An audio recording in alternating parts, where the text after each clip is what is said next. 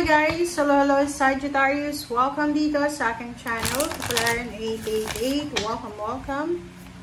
Alamin natin kung anong messages, vibration, gabay, energy para sa inyong lahat. This is general reading, so pwede kang makaresonate.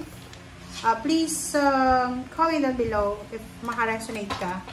And maraming salamat sa mga dati kong subscribers na Sagittarius ang patuloy pa rin na sumusubaybay dito sa aking channel. Thank you guys.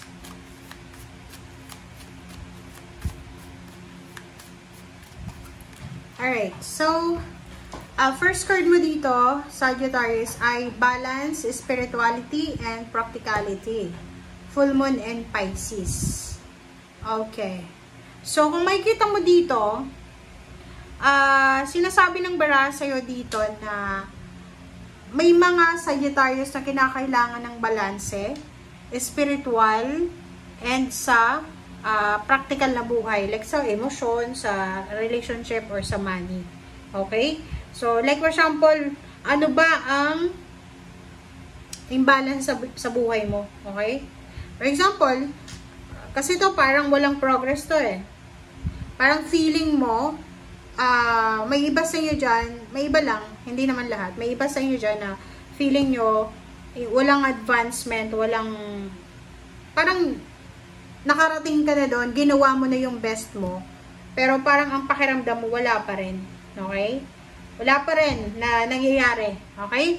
So, if ever na ganun yung pakiramdam mo, sinasabi ng bara sa'yo dito na maybe kailangan ng balanse. Diba? Sa relationship, for example, parang akala mo, binigay mo na yung best mo sa relationship. Hindi mo masyadong tiningnan yung karelasyon mo kung ano yung binigay niya. Baka siya lang. Kasi minsan, diba, wag nating masyadong ibigay yung blame sa ibang tao. Kasi minsan tayo yung may kasalanan. But minsan, yung ibang tao may kasalanan. So, sa'yo, if ever lang na feeling mo wala nang nangyayari sa buhay mo, parang feeling mo, kahit anong gawin mo, ganyan pa rin.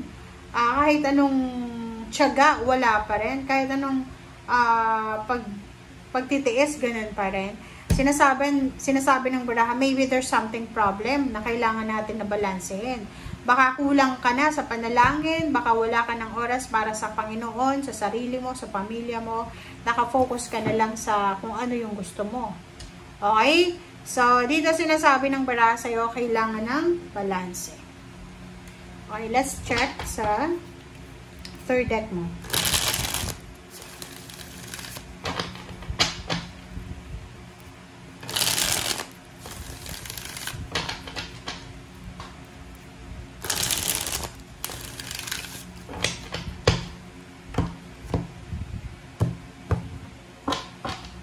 Alright. Okay, King of Pentacles, Five of Pentacles, Page of Pentacles. Wow, ang ganda. King of Swords and King of Wands. Okay, so Sagittarius, tingnan mo yung baraha mo ha. Sa ilalim mo dito is Knight of Wands, and Ten of Cups, and Judgment, Four of Cups. The Sun. So, meron ditong mga Sagittarius na sobra-sobra yung focus nyo sa relationship, sa pamilya, sa kung ano man to, kaligayahan. Puro ligaya, selebrasyon, ganyan, ganito. Sinasabi ng bara sa'yo dito, Sagittarius, na kailangan mo nang mag-focus ngayon sa kung ano talagang importante. And lalo kung medyo bata ka pa, nasa below 30 years old ka ata.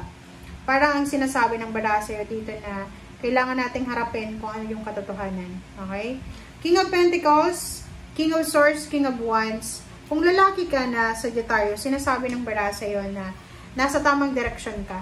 Kumbaga, alam mo kung ano yung ginagawa mo. Alam mo kung ano yung kulang, alam mo kung ano yung sobra-sobra. So, dito sinasabi na maybe there's a financial success ka na gustong mangyari sa buhay mo. Sinasabi ng barahan na in the near future, sa mga susunod na araw, buwan at taon, possible na mabago yung takbo ng buhay mo.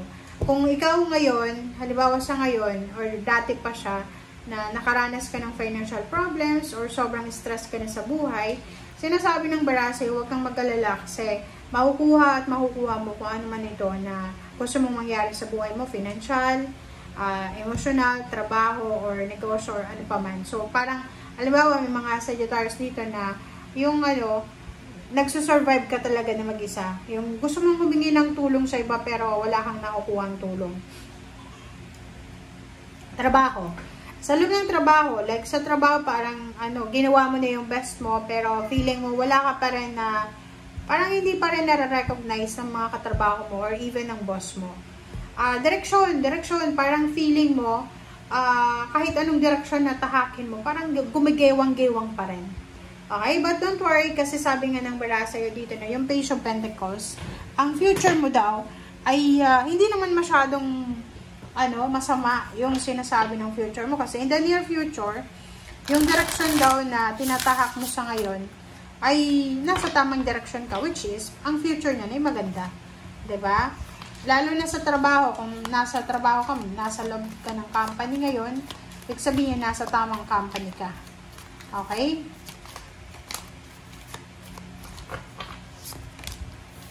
Alright, so, 9 of Cups. The World card, diba? Sabi ko sa'yo yung dalawang barahan yan, sinasabi ng barahan na sobra-sobrang magiging masaya ka in the near future. Yung mga wini-wish mo emotionally and financially ay posibleng mangyari yan. So, ibig sabihin, matatapos na yung mga problema financial. Kung may mga problem kayo sa finances, possible na matapos na yan. Possible din yung kung may mga sakit sa family, na yun yung rason kung bakit naghihirap sa pera, ay posibleng matapos na din yan. Okay? Page of Pentacles, there's a contract signing, there's a good karma coming, so there's a balance. Kaya sabi sa'yo dito, balance spirituality and practicality, kasi baka kulang lang sa balanse tayo. Kasi minsan, sobra tayong trabaho, kulang ng attention sa pamilya. Minsan, palaging absent kasi nakafocus sa asawa or sa boyfriend, girlfriend o sa pamilya. So, sinasabi ng baraha, matatanggap mo kung ano yung deserve mo na karma. So, balance. Okay? And, dito naman is reverse na 9 of Pentacles. Sinasabi ng baraha sa'yo dito na yung direction mo talaga is makuha kung ano yung King of Pentacles. Yung parang ang wini-wish mo ay sana makaabot ka doon sa sitwasyon na hindi ka na magkakaroon ng problema sa finances. Sabi ng baraha sa'yo, kung may trabaho ka ngayon, pagbutihin mo. Pagbutihin mo lahat ng trabaho na ginagawa mo or anything na pinagkakakitaan mo sa ngayon. Kasi, eto yung pwedeng magdala sa'yo doon sa King of Pentacles. Kumbaga, nasa tama kang direction nga eh. Like for example, nasa tama kang company, tama kang employer.